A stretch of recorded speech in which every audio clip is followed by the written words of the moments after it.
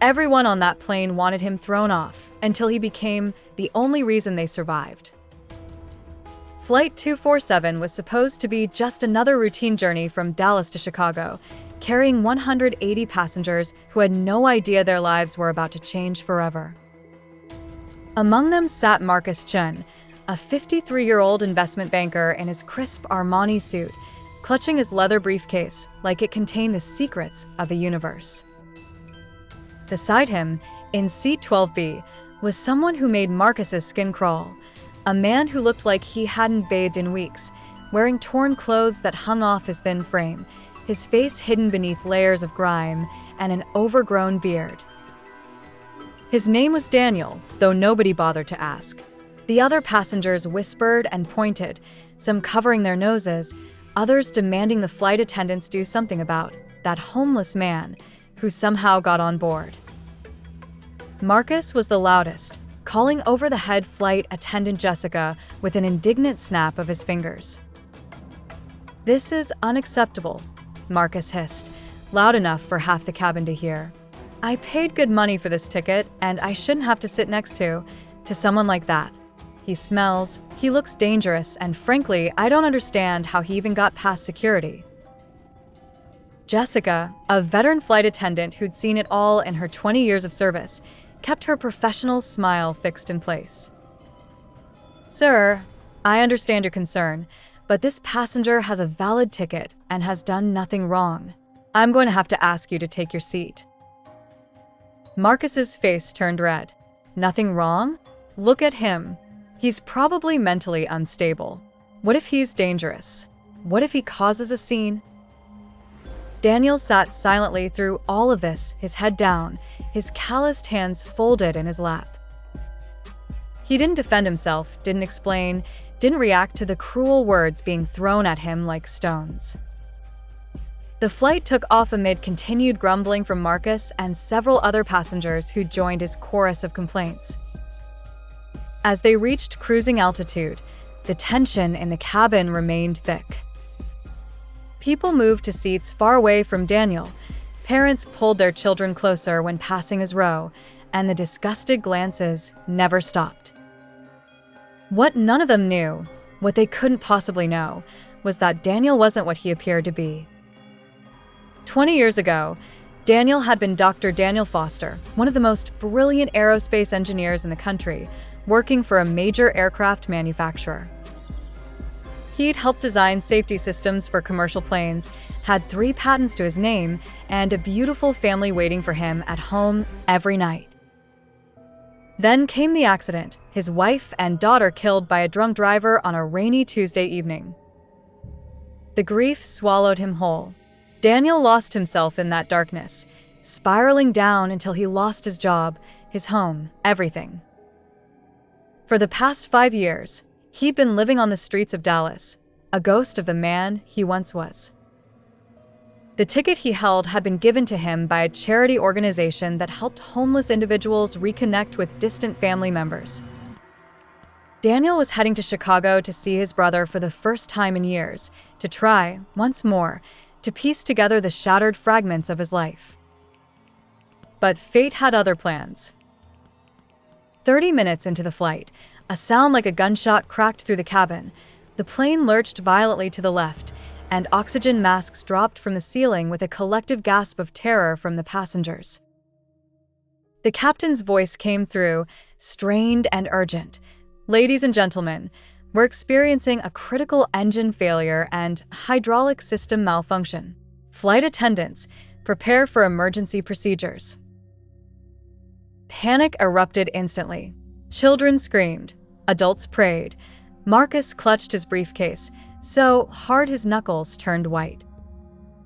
The plane shook violently, dropping altitude in stomach-turning plunges. Through the windows, passengers could see smoke trailing from the left engine, dark and ominous against the bright afternoon sky. Jessica and her crew worked frantically to calm people down, but fear had taken over. The captain spoke again, his voice now barely controlled. "We've lost primary and backup hydraulic systems. I'm having difficulty controlling the aircraft. We're going to attempt an emergency landing, but... He paused, and that pause said everything. I need to be honest with you. This is going to be extremely difficult. In that moment, as death seemed to wrap its cold fingers around everyone on board, Daniel lifted his head. His eyes, sharp and clear beneath the grime, scanned the cabin with sudden focus. He stood up, and Marcus immediately shouted, "Sit down. You're making it worse." But Daniel ignored him, moving toward the front of the plane with surprising purpose.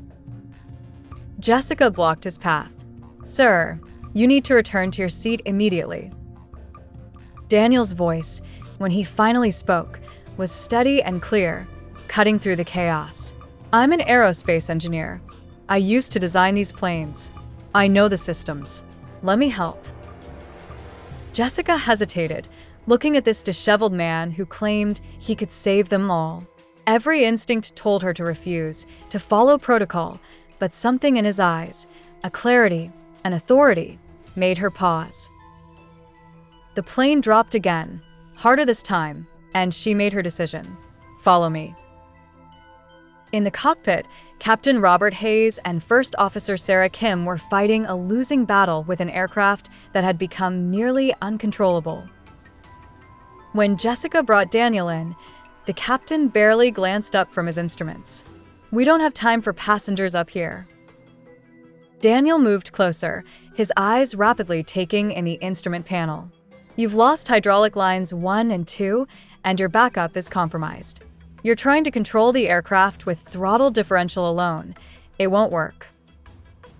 But if you manually override the auxiliary power unit and reroute pressure through the emergency valve sequence, you might be able to restore partial hydraulic function to the tail controls." The cockpit went silent except for the blaring alarms. Captain Hayes turned to look at Daniel fully for the first time.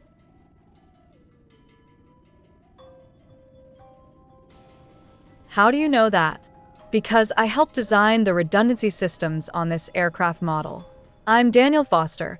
I was lead engineer on the safety integration team for the series." Recognition flashed in the captain's eyes. "Daniel Foster? You wrote the emergency procedures manual for hydraulic failures. I studied it in training." "Then you know what we need to do. Talk me through what you're seeing, and I'll walk you through the bypass sequence. It's complicated, and it's not in any current manual because we never thought anyone would need to do it manually." What followed was the most intense 20 minutes of everyone's lives. While passengers below prayed and wept and held each other, Daniel stood in that cockpit, his hands steady despite the violent shaking of the aircraft, guiding the pilots through a series of complex manual overrides that existed only in the deepest layers of the plane's engineering. His hands moved across panels, flipping switches in sequences that seemed impossible to remember, explaining each step with the precision of someone who'd spent years designing exactly these systems. "Now, when I reset the circuit breaker, you'll have approximately 45 seconds of partial hydraulic pressure. Sarah, you'll need to use that window to manually pump the tail stabilizer to center position. Captain, keep the throttle differential exactly where it is. Any change, and we'll lose what little control we have." The plane was now less than 5,000 feet from the ground, descending too fast, still shaking like it was tearing itself apart. Daniel's fingers flew across the controls, and suddenly, a green light appeared on a panel that had been dark since the failure began. "That's it," Captain Hayes shouted. "I've got partial tail control." The plane was still dropping, still in desperate trouble, but now they had a fighting chance. Daniel called out coordinates and angle adjustments from memory, reciting specifications he'd memorized decades ago, numbers and procedures that had stayed locked in his brilliant mind even as everything else in his life fell apart. 1,800 feet. Decrease throttle on engine 2 by 3%. 1,200 feet. Adjust flap angle to 22 degrees, maximum possible given our hydraulic pressure. 800 feet. Level off. Use the ground effect. Let the air cushion between the plane and ground help carry us. 500 feet. Prepare for hard impact, but you can do this. Captain Hayes, sweat pouring down his face, executed each instruction with absolute trust in this homeless stranger who'd appeared like an angel in their darkest moment. The runway appeared ahead, and with Daniel's continued guidance and the pilot's skill, the plane hit the ground hard, too hard, bouncing once, twice, skidding wildly to the left, but staying on the runway. Fire trucks and ambulances raced alongside as the plane finally came to a stop at the far end of the runway, nose down, smoking, damaged, but intact. Alive. Everyone on board was alive. When the emergency doors opened and the evacuation slides deployed, passengers poured out into the sunlight, crying, laughing, kissing the ground, holding each other. Marcus stumbled down the slide, still clutching his briefcase, his expensive suit torn and dirty. He looked up to see Daniel emerging from the plane, surrounded by the flight crew who were shaking his hand, tears streaming down their faces. Captain Hayes made an announcement right there on the tarmac, his voice carrying across the crowd of passengers and emergency responders. This man, Daniel Foster, just saved every single life on this plane. We would not have made it without his knowledge and expertise. He's a hero. The crowd turned to look at Daniel, this man they'd scorned and insulted, this man they'd wanted thrown off the plane before it even took off. Marcus felt something crack open inside his chest, shame, hot and overwhelming. He'd been so certain he knew everything about Daniel just by looking at him, so convinced that appearance told the whole story. Jessica brought Daniel a bottle of water, and as he drank, his hands finally shaking now that the adrenaline was fading, passengers began approaching him. Some cried and hugged him. Others simply stood nearby, unable to find words adequate for what he'd done. A mother brought her young son forward. "I want him to meet the man who saved his life," she said softly. Daniel knelt down, and the little boy threw his arms around his neck. Marcus stood at a distance, watching all of this, his briefcase now feeling incredibly foolish in his grip. All his money, all his suits, all his first-class status, none of it had meant anything up there when death came calling. But this man, this homeless man he'd tried to have removed from the plane, had held all their lives in his scarred, dirty hands and brought them safely home. Finally, Marcus walked forward. Daniel looked up at him, no anger in his eyes, no judgment for the cruel things that had been said. "I'm sorry," Marcus said, his voice breaking.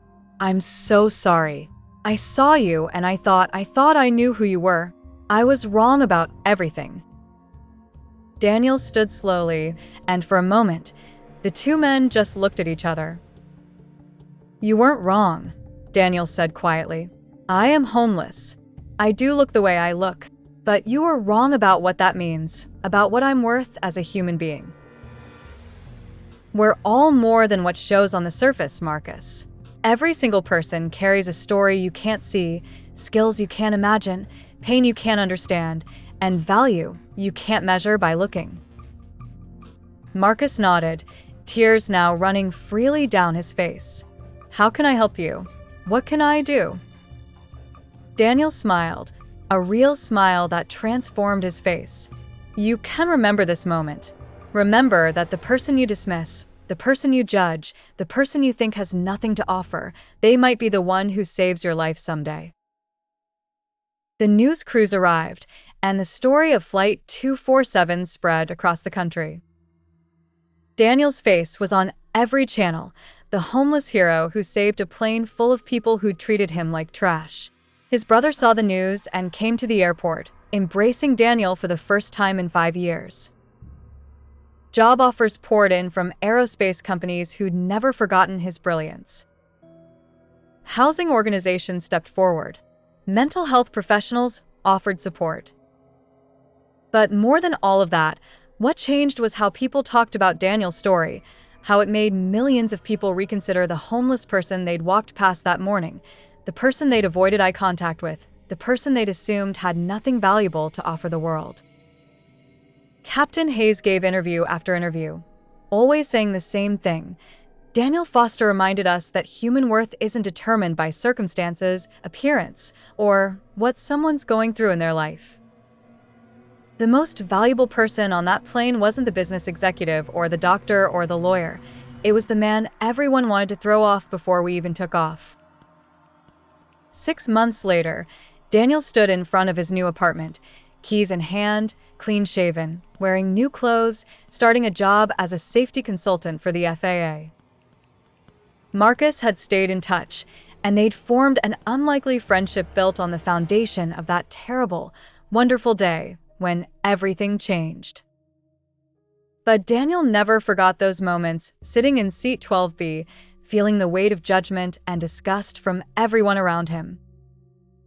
He never forgot what it felt like to be invisible, to be considered worthless, to be seen as less than human.